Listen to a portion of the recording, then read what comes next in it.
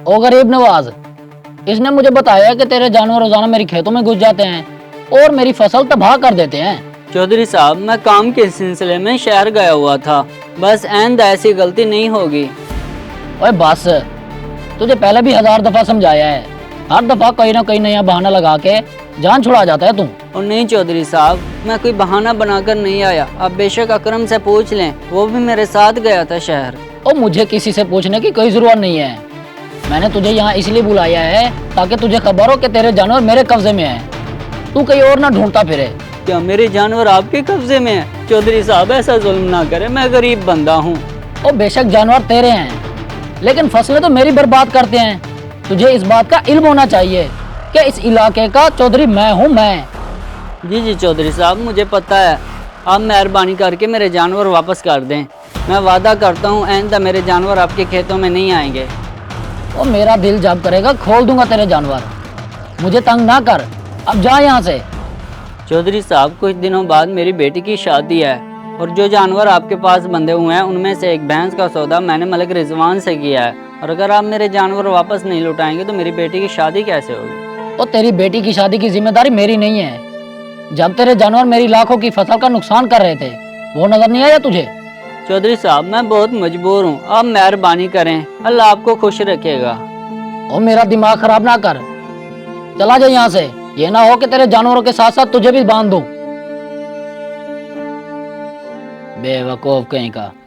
चोई साहब, पानी लाऊं आपके लिए? और नहीं, अब खाने का वक्त होने वाला है, फिर ही पीऊंगा पानी। चोई साहब, अगर आप गुस्सा न करें तो एक बात कहूं आपसे। अरे हाँ हाँ बोल, क्या कहना तूने? चोई साहब, वो तो गरीब बंदा है, मैं तो कहता हूँ उसके जानवर हम वापस कर दें। और तुझे बहुत ख्याल है उस गरीब का, कहीं पैसे वैसे तो नहीं लिए उससे? चोई साहब, अल्लाह माफ़ करे, मैं तो आपके पास इतने अरसे से काम कर रहा हूँ, आपको तो मेरी आदत का पता है, मैं ऐसा काम नहीं कर सकता। अरे हाँ हाँ मुझे पता है, लेकिन पैसा चीज़ ही ऐसी है, इंसान कभी भी लालच में आ सकता है। जी ये बात तो है। चोई साहब, मैं तो कहता हूँ आप उसका वही जानवर वापस कर दें जिसका उसने सौदा किया हुआ है, कहीं उस गरीब की हमें बददुआ ना लग जाए। और तुझे मेरी बात समझ क्यों नहीं आ रही? मैं उसे एक बकरी भी वापस नहीं करूंगा, जब मेरा दिल करेगा वापस कर दूंगा। और जाकर खाना लगवा, अब बहुत भूख लगी हुआ है, सुबह से दिमाग खराब कर दिया है। चाचा गरीब नवाज, आज खैरियत से आपका शहर आना हुआ? बस बेटा, आपके पास आया हूँ। हमारे इलाके का जो चौधरी है ना, उसने मेरे सारे जानवर अपने डेरे पे बांध लिए हैं। क्यों? उसने क्यों डेरे पर बांध लिए? बेटा, गलती से मेरे जानवर उनके खेतों में चले गए और मैं तो गांव से बाहर था, उसने अपने डेरे पे बांध लिए। जानवर तो जानवर होते हैं, इन्हें कौन समझाए। चौधरी साहब अपनी फसल को लेकर किसी का लिहाज नहीं करते। मैं इस मामले में आपकी कोई मदद नहीं कर सकता।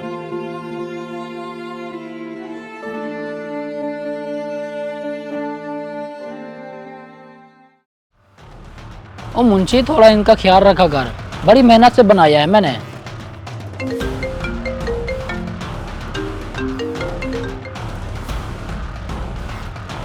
अस्सलाम वालेकुम।